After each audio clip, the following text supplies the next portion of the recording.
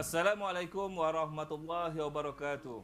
Syukur Alhamdulillah kerana kita dapat berhimpun di Bandar Al-Muktafi Billah Shah, daerah Dungun, Terengganu kerana mengadakan program Liga Ilmu anjuran OISIS, Astro OISIS. Masya Allah, subhanallah, inilah saya kira nama bandar yang paling sukar untuk saya sebut. Mungkin kerana saya dalam bidang perakaunan dan bukannya dilatih dalam bahasa Arab. Apapun, kita bersyukur kerana kita dapat berhimpun pada hari ini untuk membincangkan satu isu yang paling ataupun yang sangat relevan kepada kehidupan masyarakat, iaitu alung. Bukan Pak Long, bukan Kak Long, alung, iaitu penyelamat ataupun perangkap. Untuk membincangkan isu yang saya kira sangat relevan ini, kita telah menjemput tiga panel yang sangat-sangat dikenali oleh pendengar ataupun khalayak OISIS. Yang pertama adalah Ustaz Nabil Ahmad, pengacara jemputan umrah. Assalamualaikum Ustaz. Yang kedua, Ustaz Said Muhammad Nur Hisham Al-Adrus, pendakwah bebas dan juga sering terlibat dalam siri Indahnya Iman. Assalamualaikum Ustaz, apa khabar? Dan yang akhir sekali dan mungkin yang paling istimewa, Ustaz Muhammad Syukri Ali, pengacara iktibar dari Tanah Suci. Tanpa melengah-lengahkan masa lagi, saya menjemput Ustaz Nabil untuk memperkatakan isu yang kita kira sangat relevan ini, iaitu alung, penyelamat atau perangkap. Dipersilakan Ustaz. Terima kasih Prof. Assalamualaikum warahmatullahi wabarakatuh. Alhamdulillah, kita bersama-sama untuk membincangkan isu semasa yang berkaitan dengan alung. Dan mungkin di kalangan kita telah pun mengetahui status alung. Cuma saya nak membuka minda kita bersama pada waktu ini. Siapakah alung sebenarnya? Bagi saya, alung ini adalah individu ataupun kelompok masyarakat yang menawarkan khidmat pinjaman secara cepat dan mudah. Baiklah, persoalannya, kenapa alung wujud dan kenapa kita mencari alung? Ini perlu kita tanya dalam diri kita. Sedangkan bukan ada langsung pertalian darah dengannya. Kenapa kita ingin mencari alung? Kenapa perlu kita bersegera mencari alung? Dalam keadaan kita terdesak, dalam keadaan kita memerlukan kewangan, perlu mencari alung. Sedangkan tidak ada langsung pertalian persaudaraan dengannya. Mula-mula mungkinlah alung, tolonglah, alung, tolonglah. Lama-lama terlolong meminta tolong. Orang lain, tolonglah saya, alung cari saya. Pada waktu itu, siapakah alung sebenarnya? Baiklah, muslimin muslimat yang dikasihi Allah Subhanahu Wa Taala. Persoalan yang perlu kita letakkan dalam diri kita, kenapa kita perlu berhutang? Ini persoalannya. Walaupun dalam Islam tidak menggalakkan untuk kita berhutang, tetapi tidak mengharamkan kita untuk berhutang. Mengikut pada kehendak dan kemampuan kita. Kenapa kita perlu berhutang? Baiklah, muslimin muslimat yang dikasihi Allah Subhanahu Wa Taala. Saya boleh kategorikan sebab musabab kenapa kita perlu berhutang. Pertama, kerana terdesak.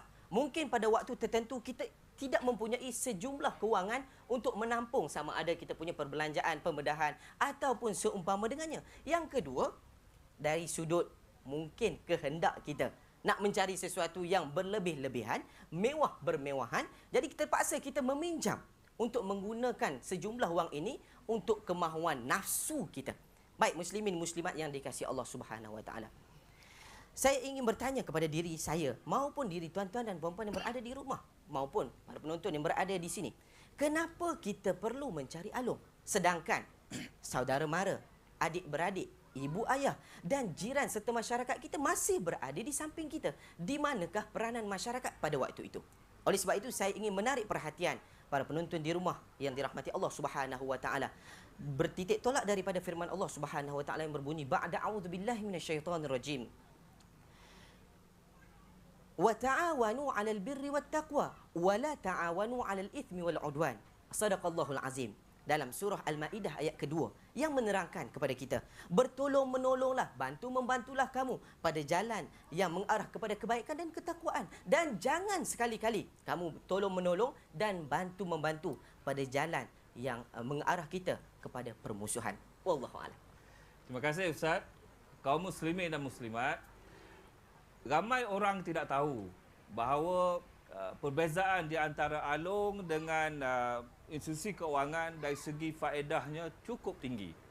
Kalau yang diberikan oleh institusi keuangan yang diluluskan oleh kerajaan, faedahnya di antara 12 hingga 18%. Tetapi bagi alung sampai 30% sebulan.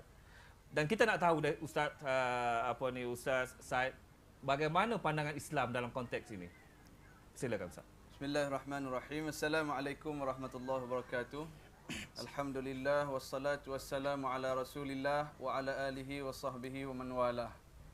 Prof, pengurusi serta sahabat panel yang dikasihi sekalian, seterusnya muslimin dan muslimat yang dirahmati Allah. Allah Subhanahu wa taala telah mengisytiharkan perang kepada para alung. Alung 30%, alung 10%, alung 4%. Allah dah isytihar perang kepada para alung ini. Sama ada nak kutip duit daily, weekly, tiap-tiap hari, tiap-tiap minggu, tiap-tiap bulan, Allah dah declare perang. Di dalam surah Al-Baqarah ayat 278 dan 279, Allah Ta'ala berfirman, Ya ayyuhallazina amanu taqullaha wa dharu ma baqiya minar riba in kuntum mu'minin fa in lam taf'alu fa'dhanu biharbin minallahi wa rasulih. Wahai orang-orang yang beriman, hendaklah kamu bertakwa kepada Allah dan tinggalkan saki-baki riba. Apa yang ditakrifkan dengan riba? Di zaman jahiliah, masyarakat orang-orang kaya di zaman jahiliah Mekah ke dan orang-orang Yahudi di Madinah yang mengamalkan memberi pinjam kepada orang yang memerlukan, kemudian sekiranya terlambat bayar, maka si penghutang terpaksa menambahkan bunga dan faedahnya.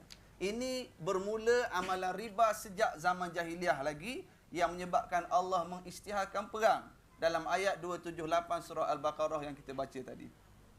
Kemudian di sana ada lagi hadis-hadis Rasulullah sallallahu alaihi wasallam yang memberi amaran. Sebagai contoh, hadis riwayat Imam Abu Daud, riwayat At-Tirmizi. Rasulullah sallallahu alaihi wasallam bersabda, dan ini bukan hanya kepada para alung, tetapi juga kepada orang yang terlibat dalam institusi alung. Kita akan baca hadis ini kejap lagi insya-Allah. Terima kasih Ustaz. Nampaknya isu kita ini makin lama makin panas dan kita makin mendekati apakah yang sebenarnya konsep alung itu dalam pentadbiran Islam. Dan kita berhenti buat sementara waktu, kita berehat, jangan ke mana-mana. Kita akan kembali sekejap lagi. Sekian.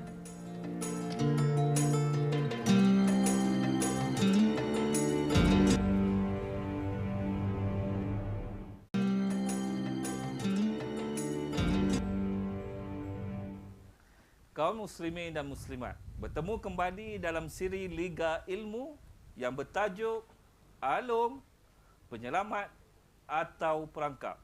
Kita teruskan perbincangan kita dengan Ustaz Said yang memperkatakan tentang konsep alung ataupun riba ini dalam konteks Islam.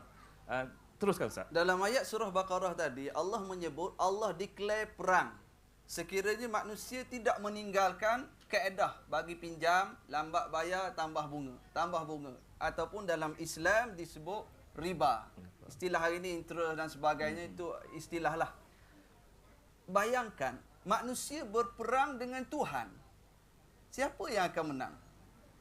Alung di Malaysia, alung di Hong Kong, alung di Amerika, alung di mana-mana pasti akan kalah. Setahun yang lalu, sebuah bank terkenal di Amerika, Lehman Brothers Bank, telah diisytiharkan muflis selepas 158 tahun bertahan dengan cara bagi pinjam. Lagi orang susah, lagi dia bagi pinjam.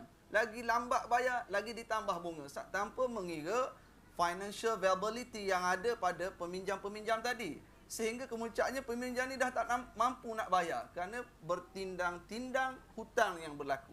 Jadi ini declare daripada Allah Subhanahu Wa Taala.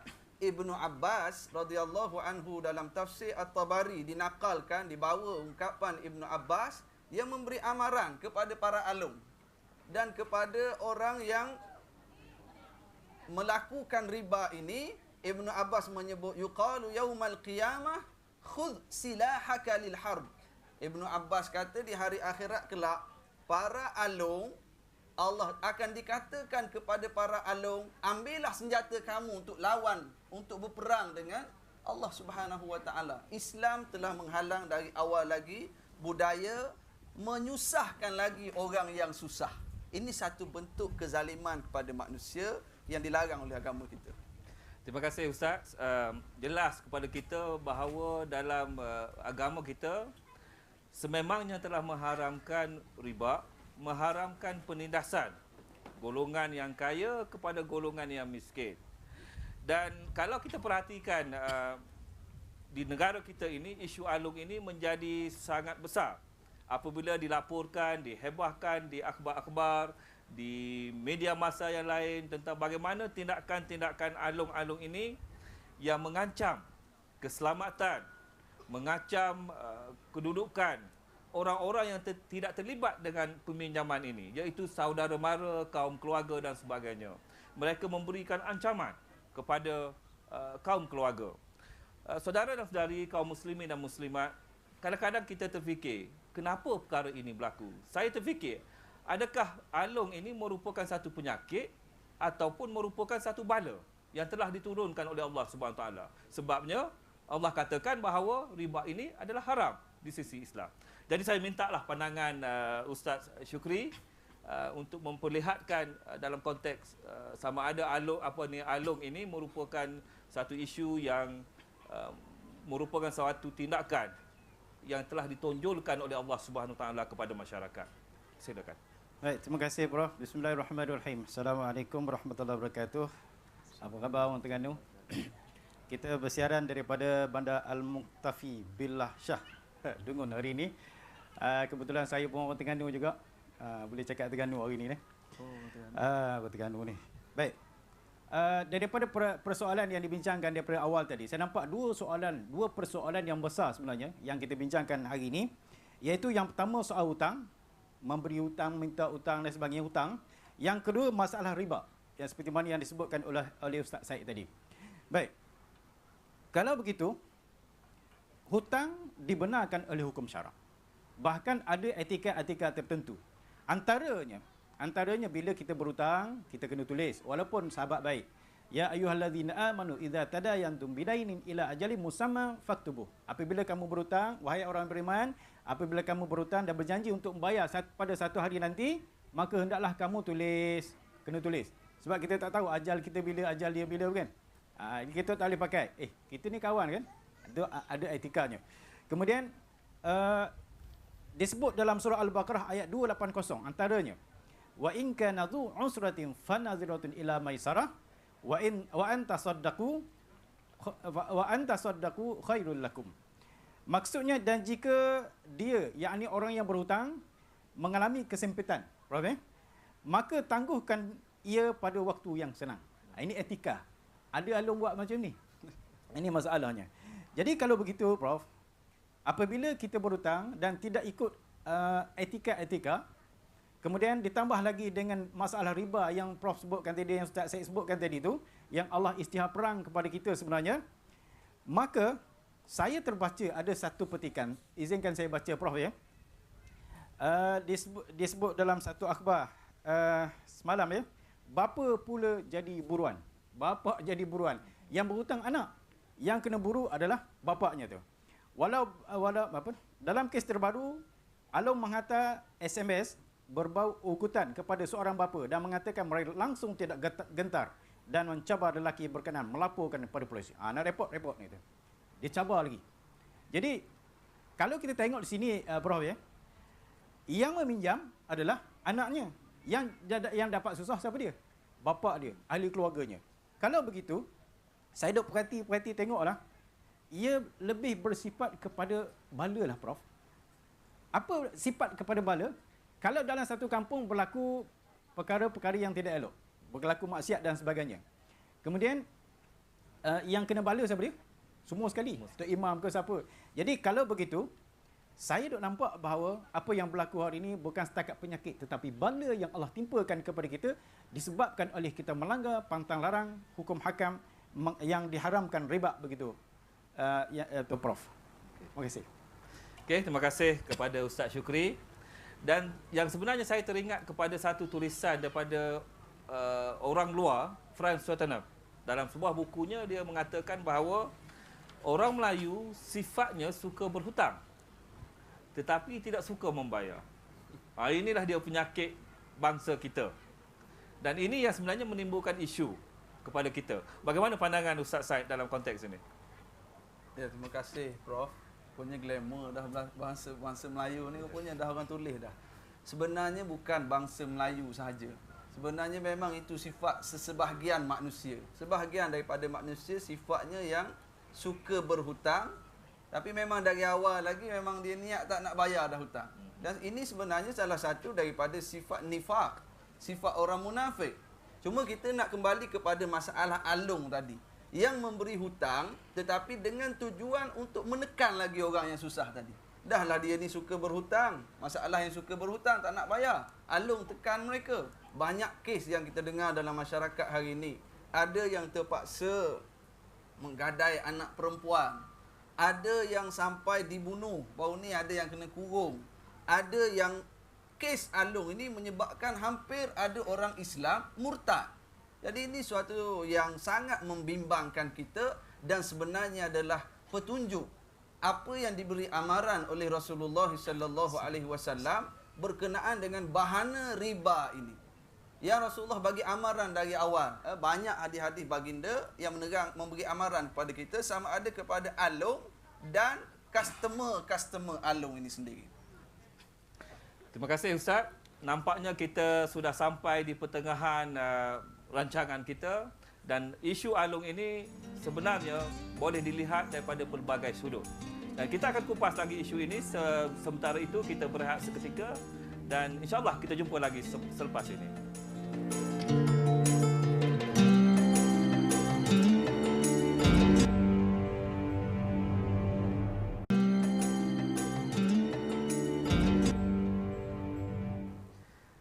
Kaum muslimin dan muslimat, para hadirin yang saya hormati, sekarang kita kembali kepada isu alung.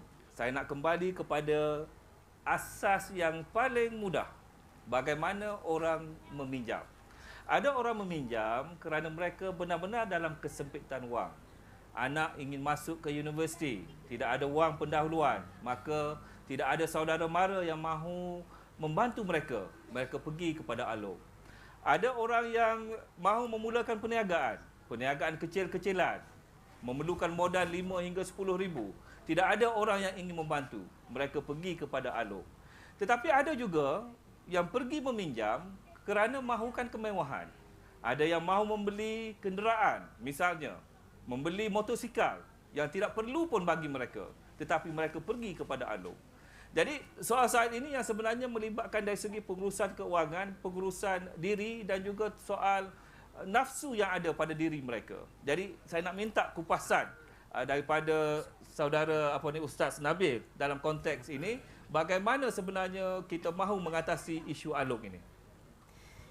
Firman Allah Subhanahu wa taala yang telah menjelaskan kepada kita ba'da auzubillahi minasyaitonir rajim. Innahu la yuhibbul musrifin. Sadaqallahul azim. Yang bermaksud sesungguhnya Allah Subhanahu wa taala tidak suka kepada orang yang berlebih-lebih.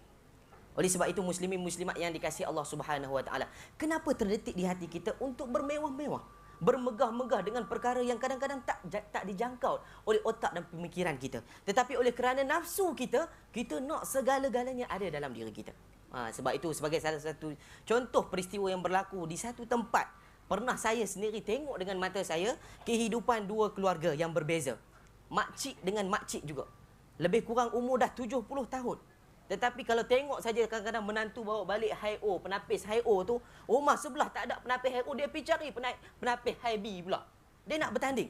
Rumah sebelah menantu beli Myvi, dia tak nak. Dia yang sebelah makcik ni beli Mercedes pula. Tuan-tuan dan puan-puan yang dikasihi Allah Subhanahu wa taala.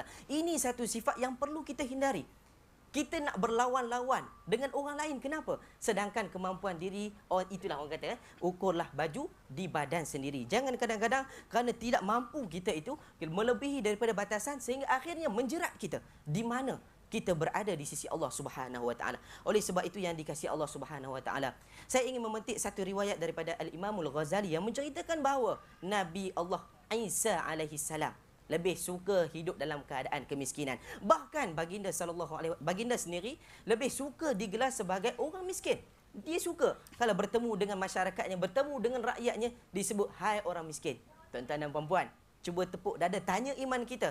Mampukah kita digelar sebagai orang miskin? Kurang ajar engkau panggil aku miskin. Tengoklah rumah aku. Sebagai contoh, di mana nilai kita di sisi Allah Subhanahu wa taala. Oleh sebab itu yang dikasihi Allah, muslimin muslimat yang dikasihi Allah Subhanahu wa taala, untuk memudahkan perjalanan kita bertemu dengan Tuhan, membawa bekalan kita di dunia ini untuk dipamerkan dan dihamparkan di hadapan Allah Subhanahu wa taala, maka hiduplah kita secara qanaah, secara berwasatiyah, bersederhana. Jangan sampai kita berlebih-lebihan. Dan saya ingin menarik perhatian saudara penonton yang dikasihi Allah Subhanahu wa taala. Kita renung sedikit kehidupan masyarakat yang digelar sebagai Ahlus Suffah. Masyarakat yang berada bersama dengan Nabi Muhammad sallallahu alaihi wasallam. Mereka hidup dalam keadaan kemiskinan. Nabi tidak menyuruh mereka bekerja. Bahkan Nabi tidak sekali-kali menyuruh mereka berhutang untuk menyara kehidupan mereka. Wallahu a'lam. Allah. Terima kasih Ustaz. Izinkan saya mencelah sikit orang. Okey, silakan. Jadi kalau dalam keadaan begitu, Nabi SAW minta kita supaya kalau kita melihat nikmat yang Allah beri kepada kita untuk selamatkan keadaan tu, kalau kita nak melihat nikmat yang Allah beri pada kita, kita lihatlah kepada orang yang lebih rendah, yang lebih teruk daripada kita. Nescaya kita akan rasa bersyukur, kan? Tetapi kalau dalam bab ibadah, kena tengok orang yang lebih tinggi, lebih hebat daripada kita. Barulah bertambah ibadah kita. InsyaAllah boleh selesai. Jadi Ustaz, saya terfikir maksudnya pegangan agama seseorang itu memainkan peranan yang besar dalam isu ini. Sama ada kita nak bermewah, kita nak berkurang, kita rasa puas hati, kita nak sesuatu yang yang kita rasa kita tak patut capai pun, kita tengok orang lain, kita rasa kita pun nak lebih macam tu.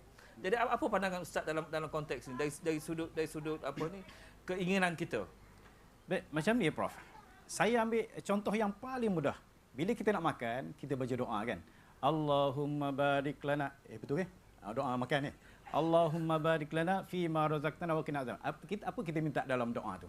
Kita minta barakahnya.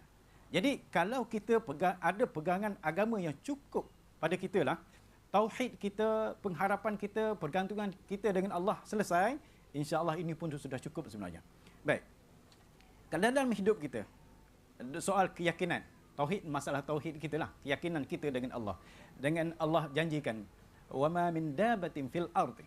Tidak ada satu pun binatang yang melata. Itu binatang. Kalau manusia lebih lagi, illa kecuali Allah yang akan memberi rezeki kepada mereka. Jadi kalau kita yakin bahawa inilah Allah beri pada kita dan kita redha dengan apa, ini semua berkait pada ilmu agama. Jadi kalau kita redha dengan apa yang Allah beri, Allah dah sebut dalam Quran, la in syakartum la azidannakum wa la in kafartum inna azabi lasyadid. Jika kamu bersyukur dengan nikmat yang aku beri kepada kamu, Allah beri pada kita hari ini 5 sen. Kita bersyukur. Esok Allah tambah jadi 10 sen. Tetapi kalau kamu kufur, nescaya inna azabi lasyadid, maka azabku amat pedih. Baik, sebelum azab Allah timpakan di akhirat, di dunia sudah Allah timpakan. Cuba tengok apa jadi pada bapa yang saya sebutkan tadi dan juga cerita-cerita yang berlaku. Yang susah satu keluarga, yang kena sembah cat, yang kena ugut, yang kena apa. Jadi saya nak tarik perhatian, saya nak alih pandangan kita, nak alih perhatian kita sebenarnya. Ada yang mengatakan alung jahat, alung ni, alung tu. Saya nak tarik perhatian tu. Sebenarnya yang menjadi masalah kepada kita ialah kerana kita terlibat dengan perkara yang haram itu, maka kita lebih takut benda yang haram itu sebenarnya. Kita kena tonjolkan sekarang ni, kena tonjolkan dalam masyarakat, di kalangan kita sebenarnya, takutlah kepada riba, takutlah, jangan guna perkataan takut pada alung, takut pada alung. Jadi takut pada alung, takut pada riba, takut pada hukum Allah. Nescaya insya-Allah akan selamat kita dunia dan akhirat insya-Allah. Prof, sebenarnya dalam masalah alung ni sebagaimana yang Ustaz sebut tadi, saya melihat bukan alung saja punca wujudnya alung. Bahkan peminjam-peminjam ini juga yang menjadi punca budaya alung ini terus tersebar. Kerana apa? Kerana mereka lupa pengharaman riba ini. Rasulullah sallallahu alaihi wasallam bersabda dalam hadis riwayat Imam Muslim, dalam bab riba ini al-akhidhu wal mu'ti sawa. Yang terima makan riba dan yang peminjam tadi pun sama dosa. Dua-duanya akan menerima kesan yang besar. Peminjam dan alung sendiri. Dosa semua. Tetapi kita harap kita dapat menilai diri kita dalam membetulkan suasana supaya kita ni orang Islam, supaya sebenarnya takut kepada agama kita, takut kepada hukum pada riba itu sendiri. Lebih kepada alung itu sendiri. Dan saya rasa kita akan berhenti rehat seketika dan kita akan sambung kembali selepas ini. Jangan ke mana-mana.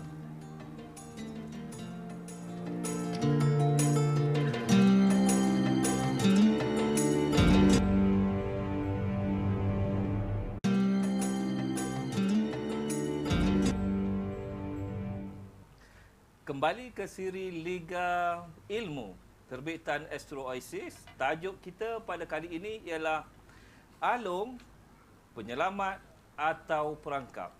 Dan kita telah mendengar pelbagai isu yang telah dikemukakan tentang alung ini yang kesannya kepada masyarakat, kesannya kepada individu. Jadi soalnya kita melihat makin hari makin banyak kes-kes yang dilaporkan kepada pihak polis, kepada media massa. Jadi kenapa perkara ini berlaku dan bagaimana cara penyelesaiannya? Kita persilakan Ustaz Said. Berlaku apabila alung nak bagi pinjam, ada orang pergi pinjam, maka budaya ini akan terus tersebar. Jadi bagaimana yang kita semua persetujui bahawa kita kena kembalikan penyelesaiannya kepada Allah dan Rasulnya. Satu amaran Rasulullah sallallahu alaihi wasallam dalam sebuah hadis riwayat Abu Daud dan Tirmizi, Rasulullah disebut la'ana Rasulullah sallallahu alaihi wasallam akilar riba wa mukilahu wa syahidahu wa katibahu. Rasulullah melaknat orang yang memakan riba, bahasa kita hari ini alung, orang yang terlibat membayar riba kepada para alung, yang menjadi saksi, yang tukang tulis pun sama dilaknat oleh Rasulullah sallallahu alaihi wasallam. Kenapa alung ini semakin merebak? Kerana kita tidak ambil penting amaran Rasulullah sallallahu alaihi wasallam. Tidak dinafikan. Masyarakat ada yang nak berniaga, ada yang nak sambung belajar, ada yang nak menguruskan kehidupan perlu kepada hutang. Ustaz dah sebut tadi, hutang tak dilarang dalam agama, tapi ada cara-cara, ada syarat-syarat dia. Syarat yang paling penting dalam nak berhutang, pastikan tidak terlibat dengan perkara yang dilaknat oleh Rasulullah sallallahu alaihi wasallam. Kita nak buat bisnes, mulakan bisnes dengan laknat Rasulullah. Confirm tak untung. Kalau untung sekejap, tak akan mendapat keberkatan. Rasulullah pun sebut dalam hadis yang lain, innar riba wa in kathura fa'aqibatuhu ila qallin. Sesungguhnya riba walaupun banyak, peringkat awal nampak banyak, tetapi ia akan berakhir dengan sedikit kehancuran, kemusnahan bisnes itu sendiri ataupun kehidupan. Anak-anak nak pergi belajar, kita berhutang dengan alung. Allahu Akbar. Anak bermula pengajiannya dengan jauh daripada keberkatan Allah Subhanahu Wa Taala. Maka penyelesaiannya semua pihak. Alung tak tengok forum hari ni. Alung tak ada kat sini kot. Alung tak akan tengok forum. Kepada para peminjam, carilah keberkatan Allah. Ingatlah amaran Rasulullah sallallahu alaihi wasallam. Kerana kita bukan hanya di dunia ini saja. Segala yang kita buat ini akan diaudit oleh Allah di hari akhirat kelak. Prof, saya sambung terus. Mungkin inilah yang diisyaratkan oleh Rasulullah sallallahu alaihi wasallam dalam satu hadis yang diriwayatkan oleh Abu Hurairah. An Abi Hurairah radhiyallahu anhu qala Rasulullah sallallahu alaihi wasallam ya'ti 'alan nasi zamanun, akan tiba satu masa, barangkali inilah masanya. Manusia la yubali. Manusia sudah tidak peduli. Min aina asabal mal, daripada mana datangnya harta itu, min halalin am haramin, daripada yang halal ataupun yang haram. Yang terlibat riba ke tak terlibat riba ke, alung ke tak alung ke, manusia dah tak peduli sangat dah sekarang. Barangkali inilah masa yang disebut oleh Rasulullah sallallahu alaihi wasallam, yang diisyarat oleh baginda, barangkali inilah zamannya. Jadi kalaulah Rasulullah sebut begitu, apakah kita nak terlibat? Rasulullah dah sebut, dah beri amaran kepada kita, apakah kita nak terlibat? Jadi saya masih nak beri pandangan, nak tegakkan bahawa apa yang berlaku hari ini sebenarnya adalah bala yang Allah turunkan kepada kita, bukannya sekadar penyakit masyarakat yang berlaku secara biasa saja, tapi bala yang diturunkan oleh Allah. Cuba kita tengok. Yang pertama sekali kita nampak ciri-cirinya, orang yang terlibat dengan alung ni, alung tak tengok kita punya forum. Baik, orang yang meminjam dengan alung mungkin tengok. Baik, orang yang terlibat dengan alung ni dia terhina pula. Pasal tak? Terhina. Jadi buruannya apa semua sekali, jadi terhina. Yang keduanya, dia akan timpa kepada orang yang bersalah dan orang yang tidak bersalah. Yang kedua.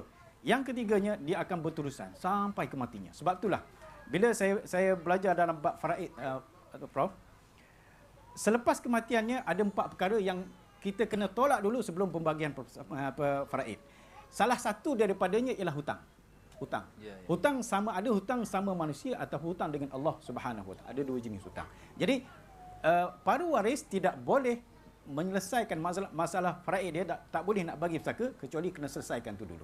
Mana berterusan, bukan setakat masih hidupnya, selepas kematiannya pun begitu juga. Bukan setakat tu, Prof. Hutang yang ditinggalkan ni, kalau sebelum ni kita dengar tanah berapa hektar dibahagikan antara waris-waris. Ni hutang ni juga kena bagi antara waris. Hutangnya ada berapa puluh ribu? 50 ribu. Okey, waris kena warisi berapa puluh ribu seorang. Sampai peringkat tu. Tapi Ustaz, saya cuma nak menarik perhatian. Katalah saya ni anak saya nak masuk universiti. Tak ada duit, 2,000 tak ada. Nak bantu daripada keluarga, tak ada orang nak bantu. Ke mana saya nak pergi ni? Baik. Di sinilah terletaknya. Ada beberapa penyelesaian yang mungkin kita boleh fikirkan sama-sama. Antaranya. Saya duk nampaklah, saya duk perhati daripada jauh.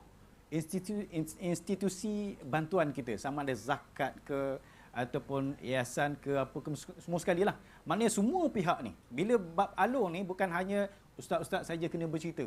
Orang yang duduk di pejabat zakat, orang pejabat yayasan, ada yang PTN apa semua sekali lah. Kena pandang benda ni.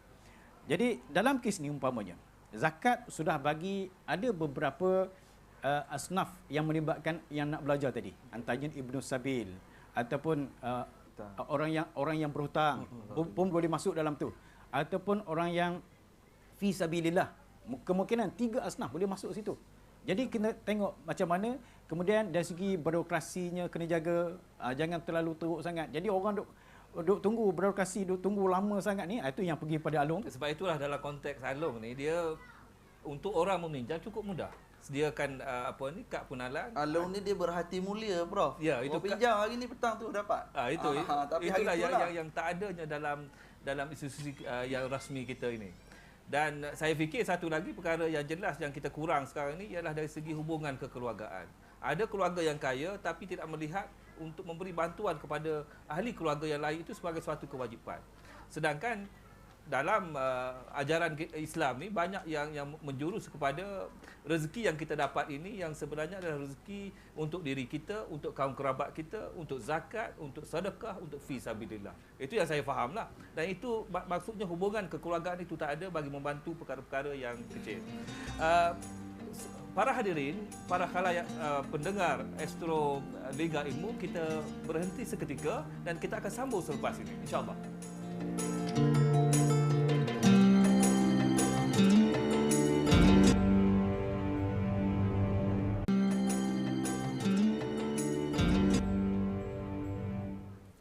Para penonton yang dirahmati Allah, kita kembali ke siri Liga Ilmu terbitan Astro Oasis di bawah tajuk Alung, Penyelamat atau Perangkap. Kita telah sampai ke penghujung segmen dan kita telah mendengar ulasan-ulasan ahli panel yang memperkatakan isu alung ini. Dan untuk segmen yang terakhir ini, kita minta kepada para panel kita untuk memberikan sedikit ulasan, sedikit kesimpulan yang boleh secara menyeluruh terhadap isu ini. Kita mulakan dengan Ustaz Syukri. Silakan. Baik, terima kasih Prof. Buat kali yang terakhir ni, dalam segmen yang terakhir ni, saya masih lagi nak alih perhatian para penonton yang di Padang dan juga di rumah supaya kita melihat, kita nak alih pandangan. Sebelum ni kita melihat bahawa kita melihat alung. Kita melihat sekarang ni bukan masalah alung sekarang ni, masalah riba yang haram, yang diancam, yang diugut oleh Allah Subhanahu wa taala. Takutlah ugutan Allah daripada ugutan alung. Baik. Yang disebutkan oleh dalam Quran diistiar perang oleh Allah Subhanahu wa taala. Oleh itu kita alih pandangan kita melihat sekarang ni masalah ini adalah masalah riba yang diharamkan oleh Allah, yang diisytiharperangkan oleh Allah, dan yakinlah dengan jaminan dan rezeki daripada Allah Subhanahu wa taala. Terima kasih, bro. Sila Ustaz Said. Ya, Prof, sahabat panel dan para penonton yang dikasihi sekalian, Sayyidina Umar Al-Khattab memberi pesanan kepada para sahabat yang ingin berniaga. La yabi' fi suqina illa man qad tafaqqaha fid din. Tidak boleh berniaga di pasar kita ni melainkan orang yang dah belajar agama, faham selok-belok, faham riba, faham ini boleh, ini tak boleh. Ilmu. Dengan ilmu masyarakat akan terselamat. Tidak dinafikan memang masyarakat kita perlukan keuangan itu ini untuk urusan itu, untuk mulakan perniagaan, kehidupan dan sebagainya, tapi laksanakanlah ia berdasarkan ilmu, khususnya ilmu agama yang akan membawa kita selamat. Mungkin dengan cara alung ini cepat, tetapi obat yang sementara. Bukan cure yang sebenarnya, tetapi sebagai painkiller sahaja. Hilang sakit, tapi dia tidak merawat masalah ekonomi kita. Kemudian yang terakhir juga saya ingin beri peringatanlah kepada diri saya sendiri dan kepada semua, khususnya para alung dan kepada yang meminjam dengan alung dan kepada yang rasa-rasa nak mula minjam dengan alung.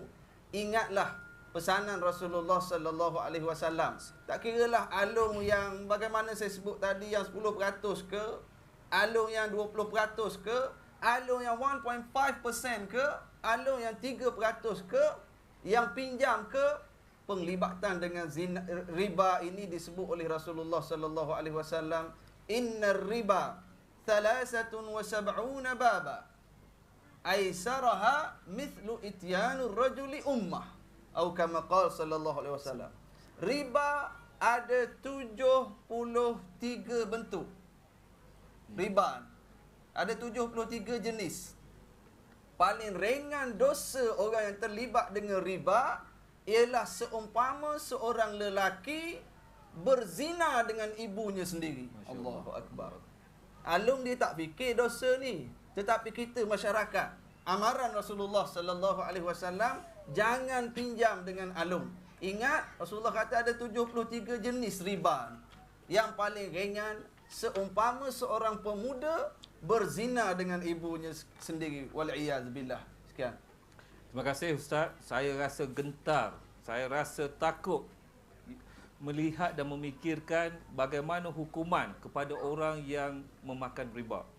Jadi isu ini saya haraplah dapat kita perluaskan, kita dapat perjelaskan kepada masyarakat, kerana ramai di antara masyarakat kita ini yang masih memikirkan soal sementara, bukan soal yang di penghujungnya, iaitu ketika kita menghadap Allah Subhanahu Wa Taala. Jadi kita minta pula pandangan daripada Ustaz Nabil. Silakan. Okey, baik. Terima kasih Prof. Saya ingin mengajak saudara penonton yang dikasihi Allah Subhanahu Wa Taala untuk kita kembali merenung perbincangan kita pada hari ini. Mengikut pada pandangan panel-panel kita yang lain, jangan kita mulakan hutang kita dengan alung. Bagi saya, jangan, kalau boleh cuba elakkan sifat ataupun sikap kita nak mula-mula berhutang.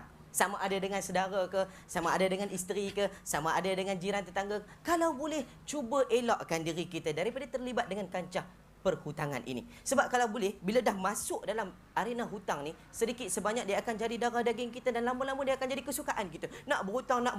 Bahkan sehingga pada satu tahap, kita akan berhutang dengan orang yang kita tak yakin mampu untuk kita bayar hutang itu. Oleh itu, sebab itu saya ingin mengajak saudara penonton yang dikasihi Allah Subhanahu Wa Taala untuk kita merenung dengan satu hadis Nabi SAW yang mafhumnya, bahawa roh orang yang mati yang berhutang tidak akan sampai ke langit, bahkan tergantung antara langit dengan bumi. Kerana selagi mana tidak selesaikan hutang, rohnya tidak akan bebas. Itulah sebagai satu renungan kita. Dan Nabi SAW telah pun mengajar kita dan selalu mendoakan. Jadi sama-sama kita amalkan doa ini untuk mengelakkan diri kita daripada terjebak dengan kancah hutang ini. Kata apa doa Nabi? Nabi kata, Allahumma inni a'udzubika min ghalabatid daini wa qahrir rijal. Itu doa Nabi yang sentiasa dibaca tiap-tiap waktu selepas waktu solat, tiap-tiap waktu. Cuba kita amalkan. Ya Allah, ya Tuhanku, aku berlindung denganmu daripada bebanan hutang dan paksaan orang lain. Itu telah pun dijelaskan dalam doa Nabi SAW. Nampak tak? Alung itu dah ada dalam doa Nabi. Kalau kita amalkan, insya-Allah kita akan terlepas daripada hutang yang berada di dunia maupun di akhirat. Wallahu a'lam. Terima kasih kepada ketiga-tiga ahli panel yang telah memberi kupasan yang sangat menarik. Bagi saya sendiri, saya beranggapan bahawa apa yang berlaku sebenarnya boleh dikaitkan kepada individu itu sendiri. Terutamanya dalam mentafsir ataupun bermuhasabah tentang apa yang telah mereka lakukan. Dalam konteks yang dikatakan alung ini, ia boleh dikaitkan dengan rezeki yang ada pada diri kita. Apabila kita inginkan sesuatu, kita perlukan sumber keuangan untuk menjalankan apa yang kita ingini. Kita ingin menghantar anak kita ke universiti, tak ada sumber keuangan. Kita perlu cari rezeki. Dan dalam konteks inilah yang sebenarnya saya fikir amalan-amalan yang perlu ada harus kita dekatkan diri kita kepada Allah SWT. Kalau kita perhatikan, banyak segmen-segmen ataupun banyak cerita-cerita tentang alung, bagaimana mereka yang telah telah diambil tindakan oleh alung itu secara bersendirian, ialah mereka yang melakukan kegiatan-kegiatan yang tidak bermoral. Misalnya berjudi, misalnya menjalankan perniagaan-perniagaan haram dan pelbagai lagi perkara. Dalam konteks kita sebagai umat Islam, saya fikir kita perlu kembali kepada Allah SWT. Kita perlu pastikan bahawa kita melaksanakan solat 5 waktu. Kita perlu melaksanakan solat-solat malam sebagaimana yang telah dianjurkan oleh Islam. Dan saya sangat tertarik tentang doa solat duha yang dianjurkan, iaitu, Ya Allah, ya Tuhanku, sesungguhnya waktu duha ini adalah waktu duhamu. Kecantikan ini adalah kecantikanmu. Kekuasaan ini adalah kekuasaanmu. Kehebatan ini adalah kehebatanmu. Ya Allah, ya Tuhanku, jika rezekiku masih di langit, kau turunkanlah. Jika rezekiku masih di bumi, kau keluarkanlah. Jika rezekiku masih jauh, kau dekatkanlah. Jika rezekiku masih sukar, kau permudahkan. Jika rezekiku masih haram, kau sucikanlah, ya Allah. Ya Allah, kau tunaikanlah permohonan hamba-Mu ini sebagaimana kau tunaikan mereka yang telah berdoa kepadamu, yang telah beramal soleh, ya Allah. Kalau kita setiap hari mengamalkan doa-doa seumpama ini yang sebenarnya mendekatkan diri kepada Allah, dan hati kita akan jadi lebih bersih, hati kita akan jadi lebih ikhlas. Dan inilah saya fikir kita tidak akan melakukan perkara-perkara yang bertentangan dengan Allah, yang bertentangan dengan perintah Allah Subhanahu Wa Taala. Jadi tuan-tuan dan puan-puan, saya berharap kita semua mendapat manfaat, sedikit ilmu yang kita pelajari pada hari ini. Jika kita amalkan, jika kita anjurkan, kita panjangkan kepada keluarga kita, kepada masyarakat kita, insya-Allah kita akan menjadi manusia yang lebih sempurna. Soal alung sebagai penyelamat atau sebagai perangkap, itu bukanlah satu isu yang utama bagi saya. Isu yang utamanya adalah pada diri kita. Bagaimana kita menjaga keluarga kita, bagaimana kita menjaga masyarakat kita, bagaimana kita ingin membentuk masyarakat kita supaya menjadi masyarakat yang takutkan Allah Subhanahu Wa Taala. Kalau kita nak kaum keluarga kita takut pada Allah, kita sendiri perlu menunjukkan bahawa kita takut kepada Allah SWT. Sebab itulah dalam segala aspek yang saya fikirlah sebagai seorang pentadbir kepada sebuah universiti, saya nak anak-anak buah saya sentiasa ingatkan Allah. Sentiasa nak mengingatkan Allah ini cukup mudah, iaitu kita sentiasa hampir dengannya. Sebagaimana yang dikatakan, selangkah kita ingat pada Allah, 1000 langkah Allah akan hampir kepada kita. Kalau kita minta pada Allah, Ya Allah, ya Tuhanku, kau jagalah kami, Ya Allah. Jauhilah kami daripada riba. Jauhilah kami daripada rezeki yang tidak halal, Ya Allah. InsyaAllah Allah akan bantu kita. Dan saya berharap tuan-tuan dan puan-puan semua mendapat manfaat daripada program kita pada kali ini. InsyaAllah kita akan berjumpa pada siri yang lain dengan panel yang lain. Dan kita harap kita akan terus bersama-sama dalam menegakkan hukum-hukum Allah. Sekian. Assalamualaikum warahmatullahi wabarakatuh.